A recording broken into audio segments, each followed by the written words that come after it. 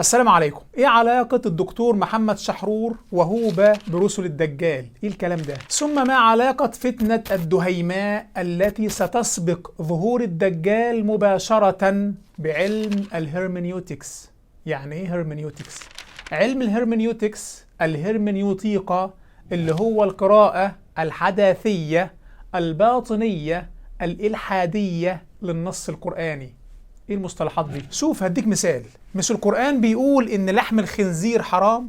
خلاص هديك قراءة باطنية لذيذة للنص القرآني فنجعل لحم الخنزير حلال. ايه رأيك؟ لعيب. لحم الخنزير حرام باتفاق الأمة، لكن نعمل قراءة باطنية إلحادية كفرية لذيذة ونقول خنزير من خنزر، وخنزر في اللغة يعني خيانة، فالمحرم هو الخيانة مش لحم الخنزير. ايه رأيك؟ الحاد وردة عن الإسلام في نص رغيف. ألف مبروك. هو ده الهرمنيوطيقة أو القراءة الباطنية الإلحادية للنص القرآني. وعلى فكرة مثال الخنزير ما هواش مثال افتراضي من ذهني، لا والله، ده كلام هنسمعه من رسل الدجال بالحرف في هذه الحلقة. القراءة الباطنية الإلحادية للنص القرآني يزدحم حولها هذه الأيام المنافقون، اللي هو هنخليك تلحد وانت برنس، تلحد ومش هتحس بأي حاجة. فالمنافق بدل ما يقرف نفسه ويقول أنا ملحد،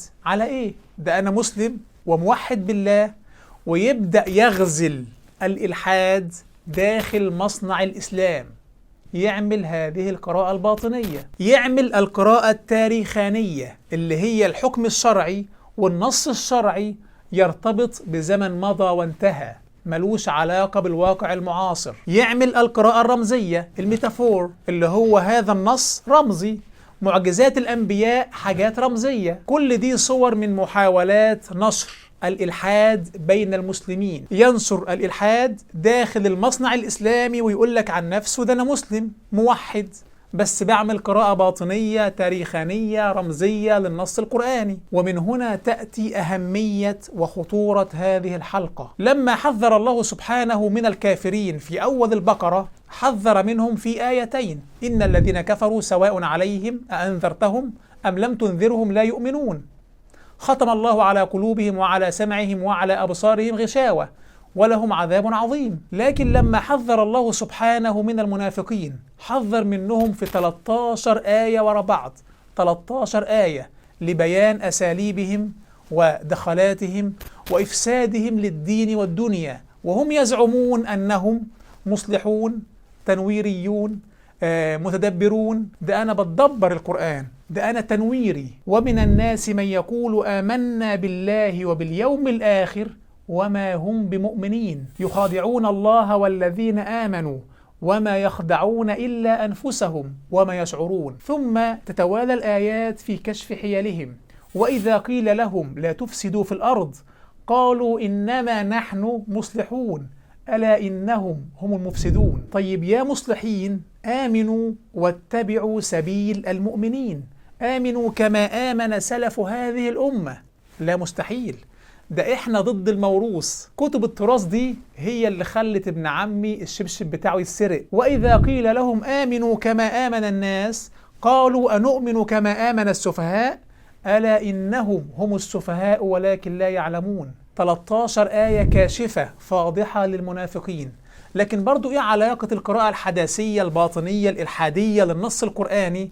القراءة الكخ دي إيه علاقتها بفتنة الدهيماء؟ فتنة الدهيماء عشان تكون عارف هيتم فيها هدم الأديان في آخر الزمان، يتم فيها استحلال كل فاحشة وكبيرة، يتم فيها تحريف معاني الصلاة والصيام حتى لا يدرى ما صيام ولا صلاة، زي ما هنوضح بعد شوية بالأحاديث. ثم بعدها يكون الدجال. فلو كانت هذه القراءة الباطنية الإلحادية للنص القرآني بتقدم لك كل الحاجات دي كباكج واحدة على بعضها، هدم أديان، على استحلال فواحش، على تحريف معاني الصلاة والصيام، على تغيرات متسارعة يشهدها العالم هذه الأيام، يبقى لازم ندي إشارة حمراء. لازم نقول يا جماعة خلوا بالكم، في مخطط موازي بدأ يشتغل، مخطط إخراج النص الشرعي عن ظاهره اللي هو القراءة الباطنية للنص الشرعي. هدفه ايه المخطط ده؟ هدفه ان هو يولد الإلحاد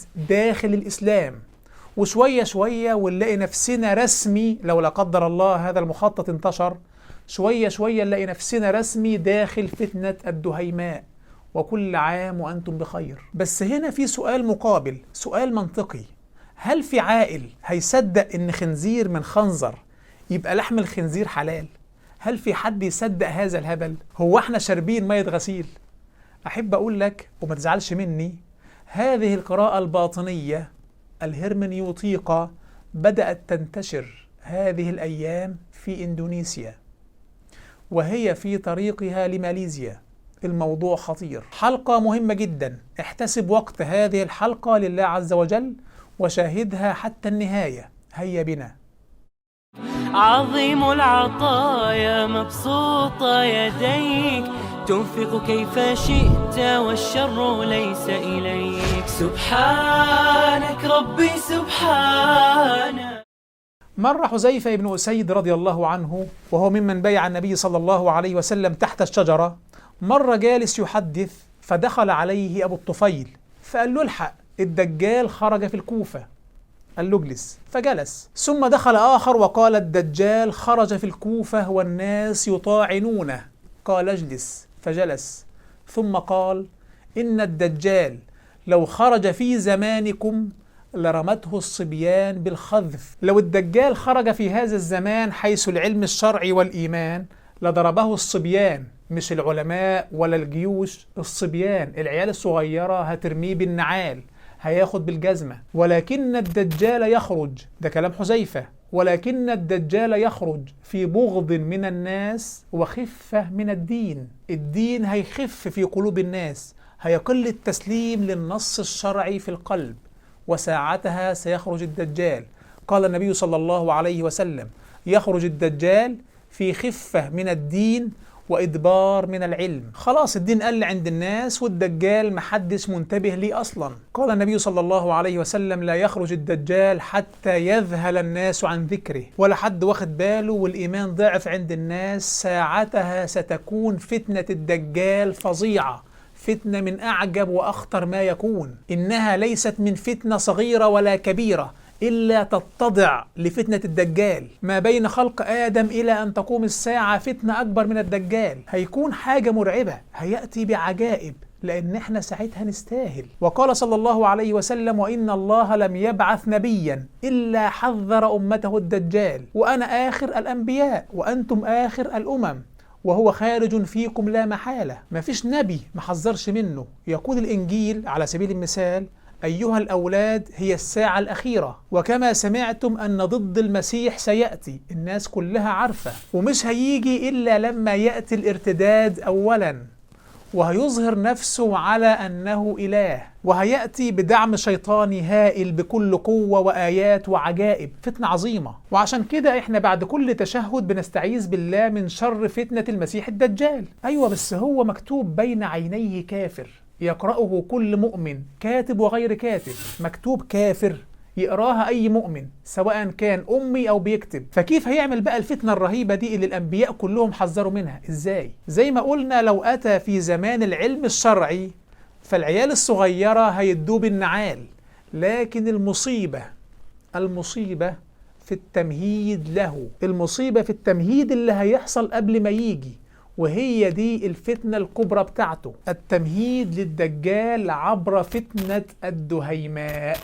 قال النبي صلى الله عليه وسلم: فتنة الدهيماء لا تدع أحدا من هذه الأمة إلا لطمته لطمة، يصبح الرجل فيها مؤمنا ويمسي كافرا، فإذا كان ذاكم فانتظروا الدجال من يومه أو غده. فتنة هتخلي الواحد يكفر في كام ساعة، فإذا حصلت فاعرف ان الدجال بيلبس ونازل. الدهيماء يعني سوداء جدا، رؤية ضبابية للنص الشرعي، محدش عارف صح من غلط، الدنيا كلها عك. في هذه الفتنة مش هيكون عندنا هوبة وشحرور وخنزير خنزر وكل الهبل ده اللي هنعرضه بعد شوية، لا طبعا.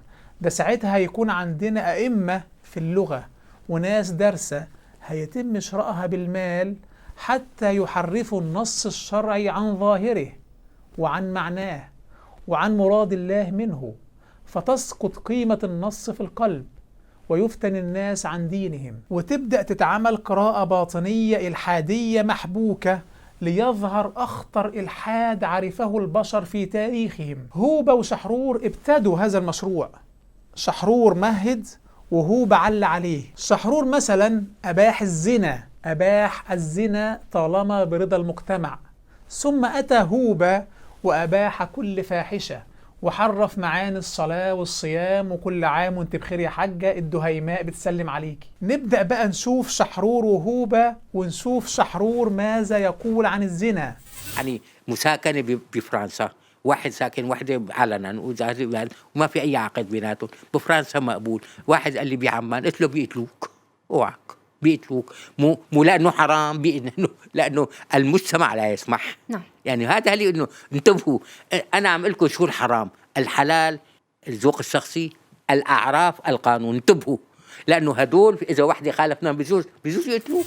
المساكنة بدون عقد، الزنا ما فيها شيء طالما انت في بلد تبيح ده زي فرنسا. طبعا ده خطاب ما قبل هوبة، يا هوبة أنا بفرش وانت كمل. قبل ما نروح لهوبة نشوف ماذا يقول شحرور عن الحجاب. الحجاب عند شحرور إن الست تغطي تحت بطها بس، أهم حاجة إن الست تغطي تحت إبطها، غير كده عادي. مش عارف إيه اللغز في الباط، يعني مثلا مناخيره حساسة يعني ولا إيه، مش عارف. واحدة لابسة مايو يا دكتور، ها لازم تغطي اقول لها ايه دي بقى؟ لازم تغطي تحت إبطها، ها تغطي تحت إبطها بس. نعم. لكن اما بقى شعرها واما الشعر ليس له علاقة إطلاقا، لا تتعب أما شعر نحرها نهائيا، لا ولا نحرها ولا حاجة، كله هذا بتشيلي يا دكتور، كله بتشيلي. أمال هذا لباس العرب، الله يخليكي. نهائيا ولا نحرها ولا أي حاجة، أهم حاجة تحت إبطها. ده خطاب شحرور.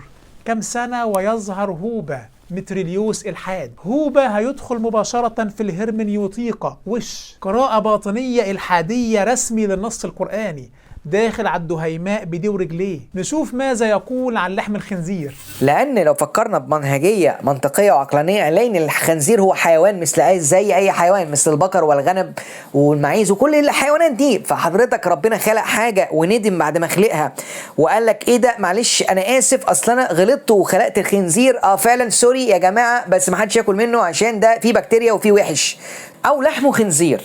طب ماذا تعني لحم؟ لحم حضرتك جاي من اللحمة، يعني تعمل لحمة مع الآخرين واتصال معهم، ولكن خنزير. يعني ايه خنزير؟ خنزر نظر بمؤخرة عينيه، يعني حضرتك تعمل لحمة مع الناس بس عن طريق الخيانة.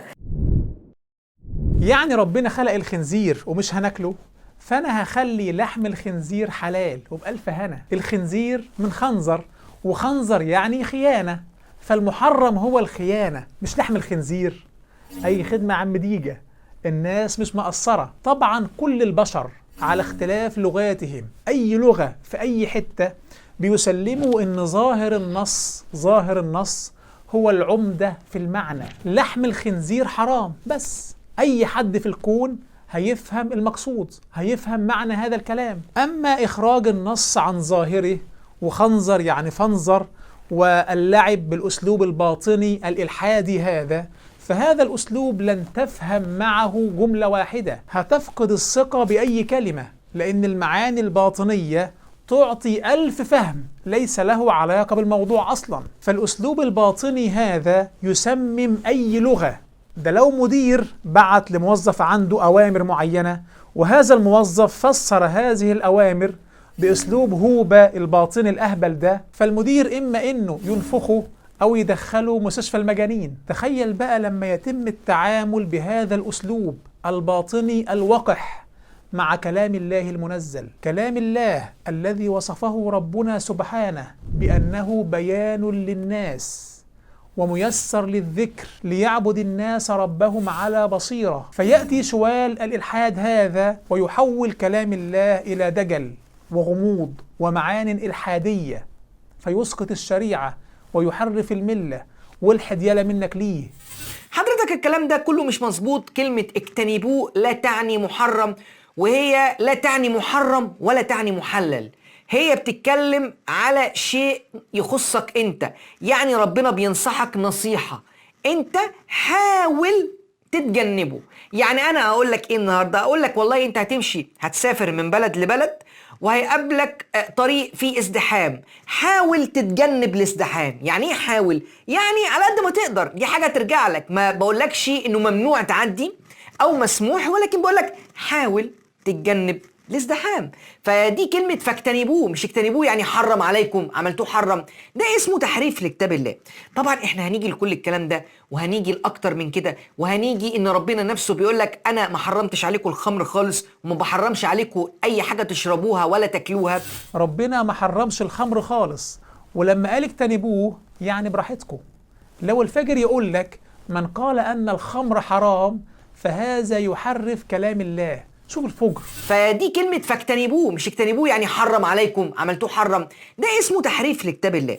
بيضالك في القفص يا ديجة. في فتنة الدهيماء هيستحلوا كل فاحشة، خمر، زنا، أي فاحشة. في الأثر تكون فتنة تستحل فيها الدماء والأموال والفروج، ثم تكون فتنة الدجال. لما تحدث النبي محمد صلى الله عليه وسلم عن القائمين على هذه الفتنة في آخر الزمان قال عنهم إيه؟ قال صلى الله عليه وسلم رجال قلوبهم قلوب الشياطين في جثمان إنس مظلم يهوبة إنا جعلنا الشياطين أولياء للذين لا يؤمنون.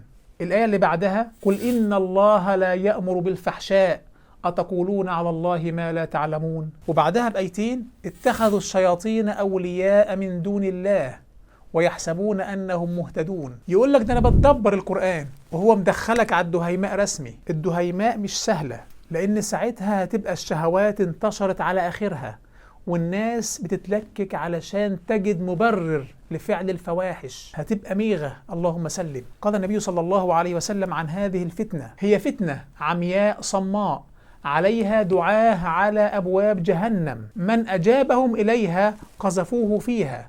طيب إيه شكلهم يا رسول الله؟ قال هم من جلدتنا يتكلمون بألسنتنا. عامل نفسه مسلم وكمان بيتكلم باللهجة بتاعتك. طيب فما تأمرني يا رسول الله إن أدركني ذلك؟ قال صلى الله عليه وسلم تلزم جماعة المسلمين. قلت ثم ماذا؟ قال ثم يخرج الدجال. ما خلاص لو وصلنا لهذه المرحلة التي يريدها هوبة والإلحاد انتشر، الإلحاد الباطني، ساعتها خلاص الدجال هيكون في السكة. يبقى لما تظهر هذه الفتنة نلزم جماعة المسلمين سبيل المؤمنين، لأن اللي هينحرف عما عليه سبيل المؤمنين، عما عليه فهم المؤمنين بهذه القراءة الباطنية الإلحادية، فهذا هلك.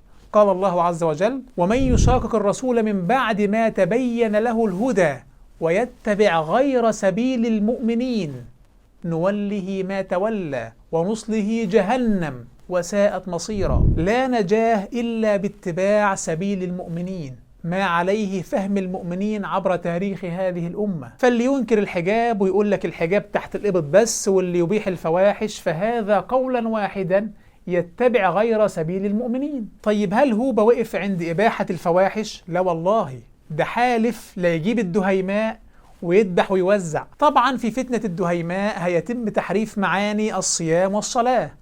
تصوم بس كل واشرب براحتك، والصلاة انك تكون راجل جدع وكويس. قال النبي صلى الله عليه وسلم يدرس الإسلام كما يدرس وشي الثوب حتى لا يدرى ما صيام ولا صلاة. فنشوف ماذا يقول هوبة عن الصيام والصلاة. يلا يا هوبة. فدي أول مشكلة عندنا موجودة في تاريخ رمضان الحقيقي. طبعا هيردوا عليك ناس ويقول لك من شهد منكم الشهر والهلال. طب حضرتك الهلال ده موجود بس في شهر رمضان؟ حضرتك ما هو طول السنه فيه هلالات بتروح والهلالات بتيجي عادي يعني. فمين اللي قال لك ان الهلال ده بتاع رمضان؟ مين قال لك ان رمضان ده هو رمضان؟ مين قال لك ان الهلال ده بتاع رمضان؟ هلالات بتروح هلالات بتيجي. طب اختار انت شهر الصيام، بس قول لنا كيف نصوم.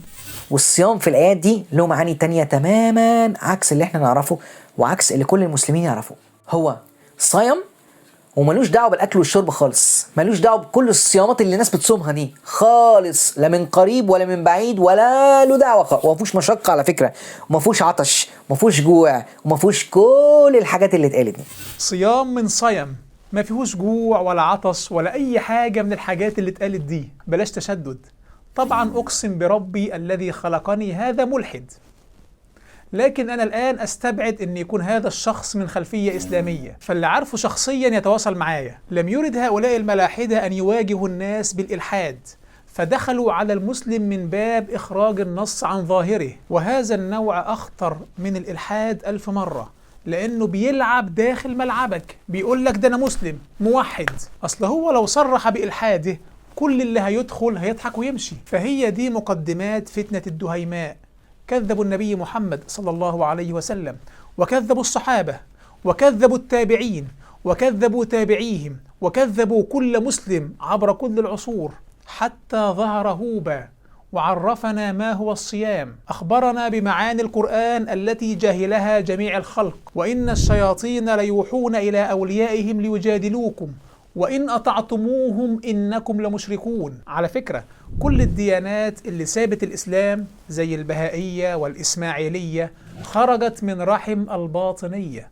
اقرأوا عن تاريخ الباطنية في الإسلام. بس الناس دي كانت تحرف آية آيتين في كتاب الله عز وجل فيعمل لك ديانة جديدة، إنما هذا بيحرف كل كلام القرآن، مش واقف. الله سبحانه نزل هذا الكتاب بلسان عربي مبين، وأرسل الرسل حتى يبينوا للناس دينهم، وما أرسلنا من رسول إلا بلسان قومه ليبين لهم. لكن طلع لا، ده الأمة كلها كانت في غموض وحيرة وعدم معرفة لمعاني القرآن، حتى ظهر سؤال الإلحاد ليشرح لنا معاني القرآن. أي جملة في الدنيا لازم يكون في رابط بين ظاهر النص وبين مراد المتكلم، وإلا لما صحت جملة. فأنت لو انتقلت عن ظاهر النص هتفسد المعنى، تفسد المعنى، وهتقول كلام عكس مراد المتكلم. فهذا الأسلوب المزدكي الغنوصي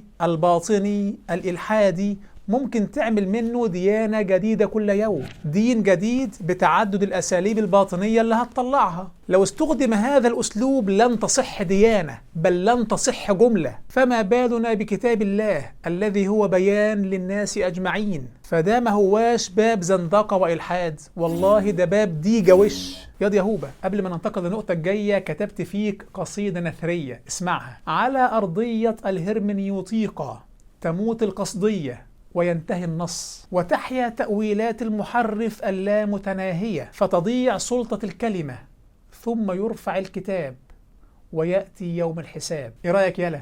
خش بقى على موضوع الصلاة، وعاوزينك تخلي دي جاي زقطط. وبعد كده هنجيب الأدلة بتاعت المتدبرين اللي قالوا إن الصلاة أو إقامة الصلاة في القرآن بتعني الأعمال الصالحة، وهم محقين في ده. الصلاة الحركية اللي موجودة عندنا دلوقتي دي قديمة جدا. اللي خدعك وقال لك إن سيدنا محمد العظيم الطاهر هو اللي علمنا الصلاة، لا معلش مع احترامي الكلام ده مش مظبوط والقرآن بيكذبه. سيدنا محمد العظيم صلى الله عليه وسلم معلمناش الصلاة. مفيش حاجة اسمها صلاة حركية، سجود وركوع وقيام، مفيش الكلام ده. الصلاة في القرآن يعني تعمل أعمال صالحة، تكون حد جدع يدرس الإسلام كما يدرس وشي الثوب، حتى لا يدرى ما صيام ولا صلاة. بس أنا بجد عندي استفسار. لو هوبا دخل مستشفى عيون ولخطأ طبي ما عينه اليمين طارت، وقام مفسر آيات القرآن بتفسيره الباطني الإلحادي اللي هو متعود عليه أنه إله، مفيش حد هيتبعه، والله سيجد له أتباعا، وساعتها قوات الشياطين تتحالف معه بآيات وعجائب، وكل عام وأنتم بخير. زي ما شفتوا المقطع عن إيهاب الآخر بيتحدث عنه النبي في حديث، وبيقول لك إذا وضع القرآن في إيهاب لم تمسه نار. إيه ده؟ معقولة سيدنا محمد العظيم الطاهر أخبر باللي بيعمله إيهاب دلوقتي ده من زمان كده؟ يبقى يعملها ولا ما يعملهاش؟ ما أسهل إن هو يدعي الألوهية. فكرني بواحد بيرد عليه قال له إذن من السنة إن الواحد يتجوز في شوال، لأن عائشة رضي الله عنها قالت تزوجني النبي صلى الله عليه وسلم في شوال، وطالما التشكيل طاير عندك فنخليها شوال. فهو بيعمل أي حاجة تتخيلها أو لا تتخيلها. عرفتوا إزاي بتنشأ الديانات الكفرية عبر التاريخ الإنساني؟ قراءة باطنية إلحادية لذيذة لوحي السماء، وكل عام وأنتم بخير، ديانة جديدة ظهرت. هنا بيتكلم على نوع تاني من الذين هادوا. كلمة الذين هادوا حضرتك ما بتتكلمش على اليهود، الذين هادوا هم اللي اهتدوا. طب اهتدوا لإيه؟ اهتدوا للمعاني دي حضرتك، وعرفوا يفكوا الألغاز دي كلها وفهموها. والله صحيح. على الذين هادوا حرمنا كل ذي ظفر، يعني كل شيء ظفروا بيه وطلعوه من المعاني دي حرمناه ان هم يكتموه وما يقولوهوش لحد ويخلوه لنفسيهم بس. ده محرم جدا عند الله. على الذين هادوا حرمنا كل ذي ظفر، اللي بيظفروا بيه حرام يكتموه. شايف الإبهار؟ في حد في تاريخ هذه الأمة وصل لهذه المرحلة من التدبر؟ روح يا راجل، الله يخرب بيتك. الآيات دي كلها ما اتفهمتش عبر التاريخ. الآيات دي كلها ما اتفهمتش عبر التاريخ. قال ربنا سبحانه: يحرفون الكلمة من بعد مواضعه. من بعد مواضعه. القرآن محفوظ، محدش يقدر يغير فيه حرف، لكن هؤلاء يحرفون المعنى، فينشر الكفر من خلال تحريف المعنى وليس تحريف اللفظ. يحرفون الكلم من بعد مواضعه. قال رسول الله صلى الله عليه وسلم: قد تركتكم على البيضاء ليلها كنهارها لا يزيغ عنها بعدي إلا هالك. تركنا صلى الله عليه وسلم على دين واضح كالشمس، مفهوم ومطبق. مش هنستنى 1400 سنة لغاية ما يظهر شوال الإلحاد ويقول لك الآيات دي ما اتفهمتش عبر التاريخ. ومن يعش منكم فسيرى اختلافا كثيرا، فعليكم بما عرفتم من سنتي وسنة الخلفاء الراشدين المهديين، عضوا عليها بالنواجذ. امسك في هدي النبي صلى الله عليه وسلم وهدي الخلفاء بديك واسنانك. ما ينفعش تكون الأمة كلها مجمعة على شيء ويظهر فجأة من يخالف سبيل المؤمنين. ما ينفعش. فسبيل المؤمنين يد يهوبا واضح زي الشمس، سار عليه الصحابة والتابعون وكل مؤمن حتى الساعة. طريق أصحاب محمد صلى الله عليه وسلم الذين قال الله لمن بعدهم: فإن آمنوا بمثل ما آمنتم به فقد اهتدوا وإن تولوا فإنما هم في شقاق فسيكفيكهم الله وهو السميع العليم. إن آمن الناس بمثل ما آمنتم به يا معشر الصحابة ويا سبيل المؤمنين فقد اهتدوا، وإن تولوا بقى فسيكفيكهم الله. أبشر والله يا هوبة. فاللي بيلعب في القرآن بطريقة باطنية أو طريقة تاريخانية أو طريقة رمزية والله سيفتضح وستخرب دنياه وآخرته. الله عز وجل توعده بالهلاك.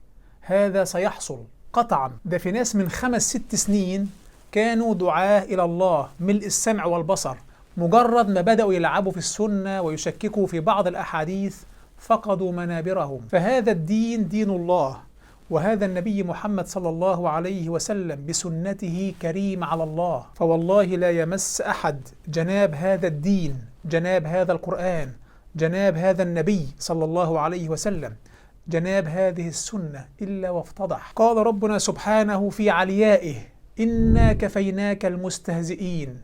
اللي عمل نفسه مؤمن موحد متدبر علشان يخلي الناس تلحد، والله لتكونن آية. فأبشر والله أبشر. فطريق خير جيل وأعرف جيل بالله جيل الصحابة، طريقهم كالشمس واضح كالشمس، وألزمهم كلمة التقوى وكانوا أحق بها وأهلها. وقال الله فيهم للفقراء المهاجرين، وفي آخر الآية: أولئك هم الصادقون. وقال الله في المهاجرين والأنصار: والذين آمنوا وهاجروا وجاهدوا في سبيل الله، المهاجرين. والذين آووا ونصروا، الأنصار. أولئك هم المؤمنون حقا، لهم مغفرة ورزق كريم. المؤمن حقا هو هذا الجيل. وعشان كده ربنا سبحانه بيأمرنا إن احنا نكون على نفس منهجهم وفهمهم لكتاب ربهم. يا أيها الذين آمنوا اتقوا الله وكونوا مع الصادقين. كونوا مع هؤلاء. والسابقون الأولون من المهاجرين والأنصار والذين اتبعوهم بإحسان. اتبعوا المهاجرين والأنصار وليس اتبعوا شوال الإلحاد. رضي الله عنهم ورضوا عنه. فإيمان الصحابة هو ده الإيمان اللي بيوزن بيه إيمان الناس أصلا، لأن الصحابة وسلف هذه الأمة عظموا النص الشرعي وفهموه أفضل فهم وأتقن فهم. مش هم الصحابة دول اللي شهدوا التنزيل، شافوا الوحي وتلقوا آيات ربهم بلفظها ومعناها مطبقة من رسول الله صلى الله عليه وسلم. عاوز ايه أتقن من كده تاني؟ فلما شهدوا التنزيل ورأوه مطبقا على يد النبي صلى الله عليه وسلم، هذا أورثهم مزيد فهم لم يشاركهم فيه غيرهم، ومفيش حد أفصح لسانا بالعربية منهم، والقرآن نزل بلسان عربي مبين، فهم أعلم الناس بمعاني القرآن. وبعدين مش هم دول اللي حفظوا هذا الدين حتى يبلغوه للناس وتحملوا في هذا التهجير والقتل وفقدان الأموال والأولاد، فقدان كل شيء حتى يحفظوا هذا الدين للناس، فهم خير قرن وخير جيل في فهم دين الله عز وجل. قال النبي صلى الله عليه وسلم: خير الناس قرني ثم الذين يلونهم ثم الذين يلونهم. والحديث ده بالمناسبة متواتر، رواه 15 صحابي، ده وانت عارف أصلا ما معنى متواتر. وقال صلى الله عليه وسلم: أصحابي أمنة لأمتي، فإذا ذهب أصحابي أتى أمتي ما يوعدون، ما لم يكن يومئذ دينا فلن يكون اليوم دينا.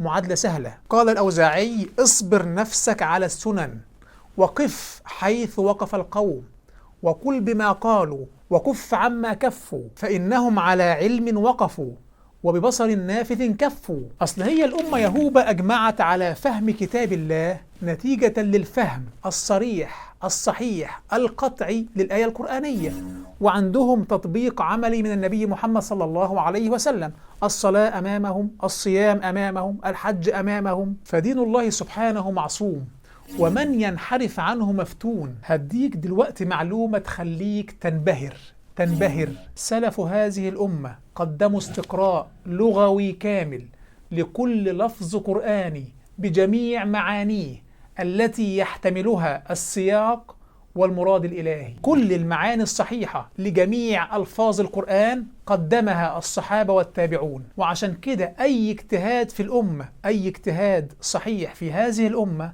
هتلاقيه في الأخير رجع إلى فلك القرن الأول. يعني لو افترضنا إن في إنسان لم يسمع بالإسلام من قبل، وهذا الإنسان خليناه فقيه في اللغة العربية، تمام؟ ومتقن للسان العربي، وأحضرنا له القرآن والسنة، وقلنا له فسر هذا القرآن وخذ ما تشاء من وقت، لن يخرج بعد أن يدرس القرآن والسنة دراسة متقنة وفق اللسان العربي الصحيح، لن يخرج خارج فلك القرن الأول. وهذا من عجيب فقه الصحابة، إنهم استغرقوا كل المعاني الصحيحة التي يجيزها اللفظ القرآني. فلو أنت رحت وجيت وفق اللسان العربي الصحيح والفقه الجيد لدين الله عز وجل، تكتشف إن أي اجتهاد أنت هتقوله بيدور في الأخير في فلك القرن الأول. الشافعي رحمه الله عشان يحصل فهم لغة العرب وفق اللسان العربي الصحيح عمل إيه؟ أول 10 سنوات من حياته حافظ فيهم القرآن كاملا وموطأ مالك، وبعد كده ذهب لقبيلة هذيل أفصح العرب، وقعد عندهم 10 سنوات يتلقى منهم اللسان العربي الصحيح الفصيح، ياخد منهم اللغة العربية البكر. والشافعي عربي يجتمع مع النبي صلى الله عليه وسلم عند الجد التاسع، فعرب القرن الأول هم أنقى وأفصح لسان عربي. فلما تخرج على إجماع الأمة وترفض المنطق اللغوي وتقطع كل صلة بالضوابط اللغوية وعامل نفسك عارف عربي يا بتاع الفراهيدي. اللام حذفت ليه حضرتك؟ مين اللي حذفها؟ الفراهيدي ولا سيبويه ولا علماء اللغة بتاعت العربية بتاعتك دي؟ الفراهيدي ولا سيبويه ولا علماء اللغة بتاعتك دي بيشوح لهم، بيشوح لعلماء اللغة. بس السؤال هنا، احنا عارفين الفراهيدي، فمن هو الفراهيدي؟ مين هيدي؟ هو ده مستوى الملاحدة. فكل تفسير للقرآن لابد أن يكون موافقا لمعهود العرب في لسانها وفي أساليب خطابها. قال عمر بن الخطاب رضي الله عنه: لا عذر لأحد في ضلالة ركبها حسبها هدى، ولا في هدى تركه حسبه ضلالة، فقد بينت الأمور وثبتت الحجة وانقطع العذر. كل حاجة في الدين واضحة زي الشمس، ولن يصلح آخر هذه الأمة إلا بما صلح به أولها، كما قال مالك رحمه الله. ولن يأتي آخر هذه الأمة بأهدى مما كان عليه أولها، كما قال الشاطبي رحمه الله: أولئك الذين هدى الله فبهداه مقتده، اليوم أكملت لكم دينكم وأتممت عليكم نعمتي. الدين تم وكمل من عهد النبي محمد صلى الله عليه وسلم، ما احناش مستنيين هو هيدي. لما ناظر ابن عباس الخوارج قال لهم: وليس فيكم أحد ممن صحب النبي صلى الله عليه وسلم، ما فيكوش حد من الصحابة. ليه؟ لأن الصحابة ومن تبعهم هم الفرقة الناجية. لما سئل صلى الله عليه وسلم عن الفرقة الناجية قال: ما أنا عليه وأصحابي. فالصحابة أعلم الناس بهذا الدين. والقرآن الكريم مفسر كاملا، ليس من عهد التابعين ولا من عهد الصحابة.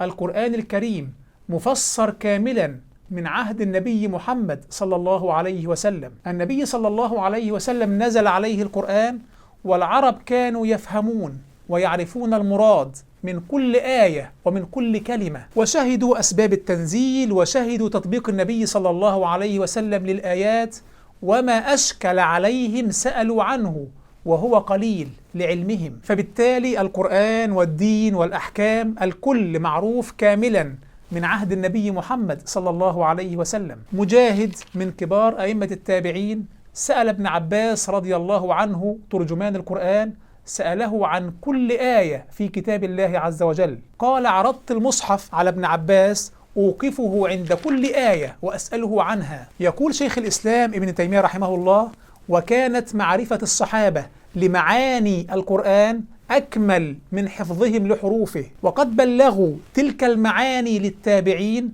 أعظم مما بلغوا حروفه. فمحدش هيعرف يدخل في كتاب الله عز وجل لا في لفظه ولا في معناه أي فكر شاذ. القراءة الباطنية، القراءة التاريخانية، القراءة الرمزية، وكلها تهدف إلى عمل انفجار إلحادي في العالم الإسلامي.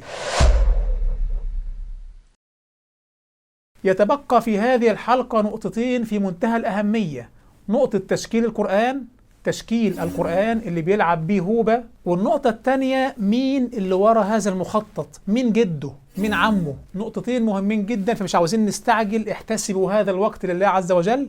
نشوف الأول نقطة تشكيل القرآن.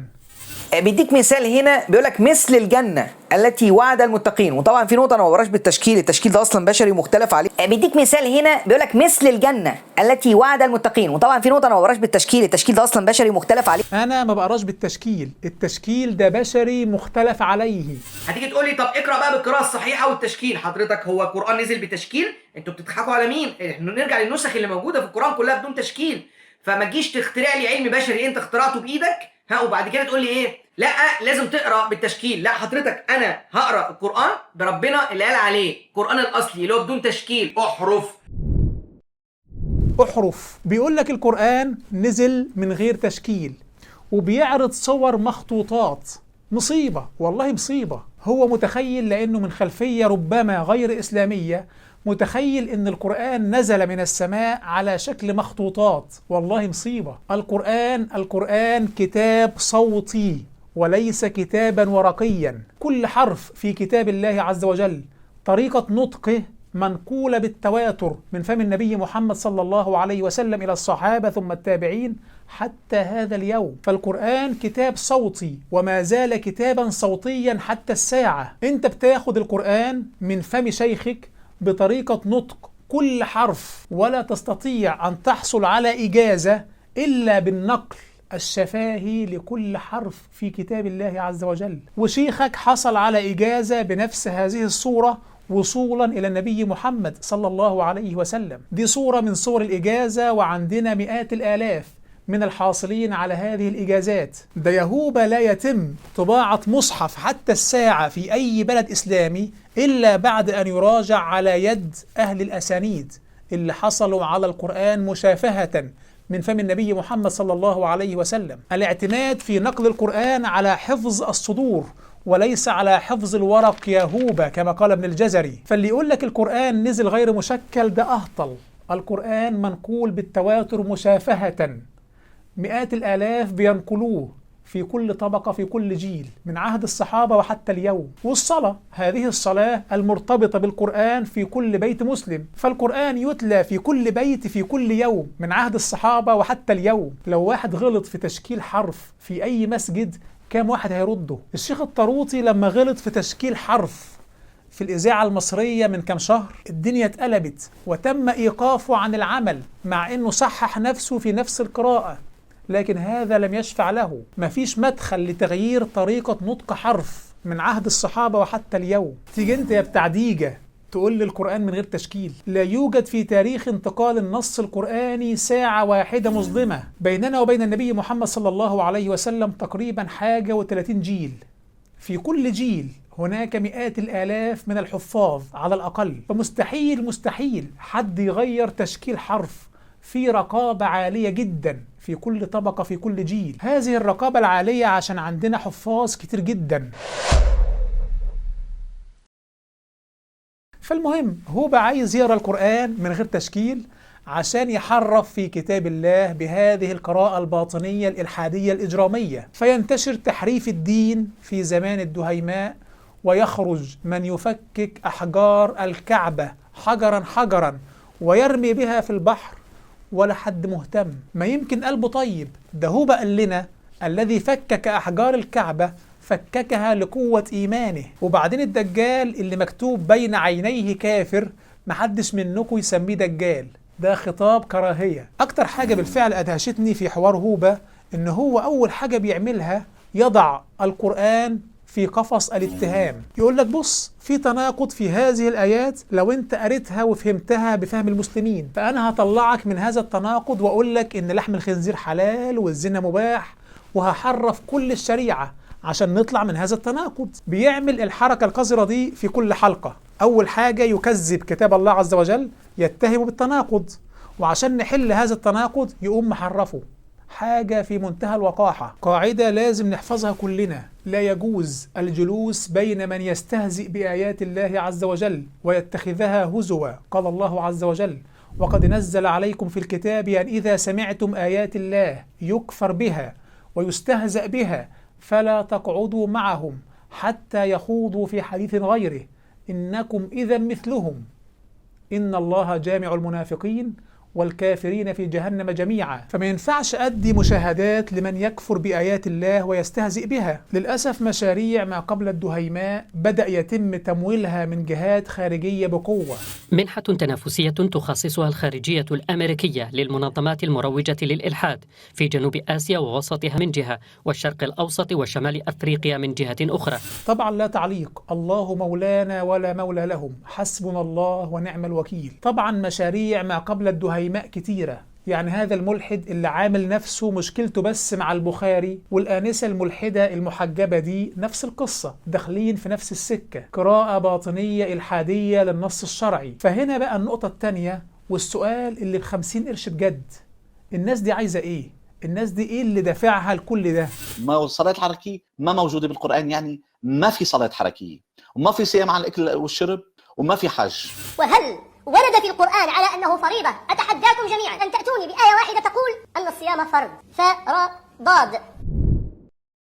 هي القصة بمنتهى الوضوح والصراحة والمكاشفة. الناس دي تمتلئ حقدا وكمدا على الإسلام، فبدل ما يقول لك أنا ملحد والناس تسف عليه، يقول لك ده أنا مسلم موحد، ويبدأ يعبث في دين الله عز وجل بإباحة الفواحش ونشر القراءة الباطنية للنص الشرعي وتحريف معاني الصلاة والصيام وأي حاجة يلعب فيها بحيث الناس تشك في دينها وتبدأ تنتقل عن سبيل المؤمنين. فالناس دي مليانة غل على الإسلام وترجو هلاك أهله. ومن أوائل الناس اللي أسست لعلم الهرمنيوتكس، الهرمنيوتيقة، من أوائل الناس اللي أسسوا للقراءة الباطنية الإلحادية للنص الشرعي كان واحد اسمه إرنست رينان. رينان ده أبو الليلة كلها، جدك يهوب اهو، ده جده. رينان بقى كان صريح جدا مع الإسلام ويبين مدى حبه لهذا الدين وحبه لأمة المسلمين، فيقول بالحرف: أنا المعروف بوداعتي مع جميع الناس، راجل وديع، أعلن أني لست أشفق على الإسلام وأني أتمنى للإسلام الموت المخزي، أتمنى إذلاله. شايف الكلام؟ شايف الحب؟ فإيه المدخل علشان يموت الإسلام؟ القراءة الباطنية للنص الشرعي، فبالتالي المسلم يرتد ولا أي انفعال. يقول رينان أيضا: الشرط الوحيد لنشر الحضارة الأوروبية هو تحطيم الإسلام. شايف الحب؟ ولن تتوقف هذه الحرب إلا حين يموت آخر ولد من ذرية إسماعيل بؤسا. فدي كمية حنية تنضح من خشم المعفن تملى الدنيا. فالناس دي مش هترتاح إلا لما تنشر الإلحاد في كل بيت. ودوا لو تكفرون كما كفروا فتكونون سواء. يقول حسن حنفي، وحسن حنفي ما هواش من رموز ما قبل الدهيماء، حسن حنفي من رموز الدهيماء نفسها، لكنه أتى إلى هذا الزمن من المستقبل. حسن حنفي مش بتاع خنزير يبقى خنزر والكلام لهبل ده، لا طبعا، ده راجل تقيل يعرف يوصلك لنفس النتيجة لكن بلباقة بشياكة. يقول حسن حنفي: استخدامي لآليات التخفي حال بين فهم ما أردت أن أقول. نحن مجموعة لو اصطادونا لتمت تصفيتنا واحدا واحدا، ولذلك أفضل وسيلة هي حرب العصابات. ده كلام حسن حنفي. أفضل وسيلة هي حرب العصابات. اضرب واجري، ازرع قنابل موقوتة وتنفجر وقتما تنفجر. ولذلك يسمونني بالمفكر الزئبقي، لا أحد يمسك علي شيئا. فدي تصريحات حسن حنفي في آخر حياته قبل أن يموت. ازرع شبهات عن العقيدة، عن الفقه، عن التشريع، عن القرآن، عن السنة. ازرع الشبهات وامشي، تنفجر وقتما تنفجر في قلب المؤمن. شوية ويخرج جيل كامل تربى على أيدي هؤلاء، وندخل في فتنة الدهيماء رسمي. حين سأل حذيفة بن اليمان رضي الله عنه النبي محمد صلى الله عليه وسلم: ماذا نفعل إذا ظهرت هذه الفتن؟ قال: تعلم كتاب الله واتبع ما فيه. تعلم كتاب الله واتبع ما فيه. تعلم كتاب الله واتبع ما فيه. قالها 3 مرات. الحل في كتاب الله عز وجل. تعظم كتاب الله عز وجل، يزداد تسليمك للنص الشرعي، يكون ليك ورد يومي، ورد من كتاب الله عز وجل تقرأه بتدبر يوميا. تقرأ الآية ثم أحاول أفهم معناها وأقرأ تفسيرا عليها يسيرا، ثم أعود مرة أخرى لقراءتها وأنتقل للتي تليها، وهكذا أتدبر كتاب الله عز وجل وأعمل بما فيه. هذا عصمة من فتن آخر الزمان. حافظ على صلاتك على وقتها بخشوع، ليكن لك مشروع دعوة إلى الله عز وجل. الناس اللي عندها بعض العلم الشرعي افتح قناة على اليوتيوب، بلغ دين الله عز وجل، اعمل صفحة. كثروا سواد الدعاة واكشفوا إفك المبطلين. بهذه الأعمال الصالحة تكون والله النجاة من الفتن. قال النبي صلى الله عليه وسلم: بادروا بالأعمال الصالحة فتنا كقطع الليل المظلم، يصبح الرجل مؤمنا ويمسي كافرا، أو يمسي مؤمنا ويصبح كافرا. أصلحنا الله وإياكم وحفظنا وإياكم من الفتن ومن زمان الفتن. وفي الأخير أدعوكم لقراءة كتابي منكرو السنة، فيه كشف لمخططات شلة التنوير بتاع ما قبل الدهيماء، وأساليب هذه الشلة في استباحة كل فاحشة وفي تحريف معاني الدين. رابط الكتاب في وصف الفيديو وفي أول تعليق. ولا تنسوا نشر هذه الحلقة بين متابعي رموز ما قبل الدهيماء، الناس اللي بتحرف في الدين، الناس اللي بتلعب في الدين، الناس اللي ظهر عندها الفكر الباطني أو التاريخاني أو الرمزي. انشروا بينهم هذه الحلقة. نلتقي على خير. لا تنسوني من الدعاء، والسلام عليكم ورحمة الله وبركاته. وكذلك جعلنا لكل نبي عدوا شياطين الإنس والجن يوحي بعضهم إلى بعض زخرف القول غرورا ولو شاء ربك ما فعلوه فذرهم وما يفترون